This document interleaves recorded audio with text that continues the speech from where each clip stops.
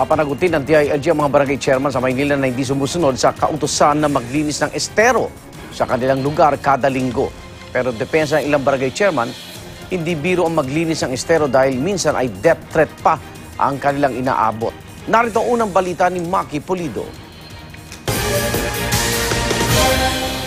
Kung ayaw nyo gawin yung trabaho nito, huwag kayo mag-barangay captain. Sermon ang inabot ng mga barangay captain na dumalo para pag-usapan ang paglinis ng mga estero sa Metro Manila. Paalala kasi ng DILG sa mga kapitan, kung ginagawa lang nila ang trabaho nila, hindi sana mistulang tambakan ng basura ang mga daluyan ng tubig na sa Manila Bay ang bagsak.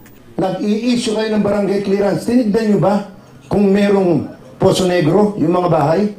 Tinignan nyo ba kung may sewerage system, yung mga nag-a-apply ng negosyo sa atin? Hindi. Diretso sa inodoro, diretso sa kanal. Kaya dumumi ang Manila Bay. 1,000 show cause order ang i-issue ng DILG laban sa mga barangay captain na hindi sumunod sa memo circular ng ahensya. Ito yung pag-utos sa mga kapitan na dapat maglinis kada linggo ng mga estero sa sinasakupan nilang barangay. For those who did not follow the memorandum circular, we now have a basis for filing administrative cases against you. Pasensyahan tayo. Oras na hindi nyo sinunod ang direktiba ng DILG, it's either masuspindi kayo o matanggal kayo sa pwesto.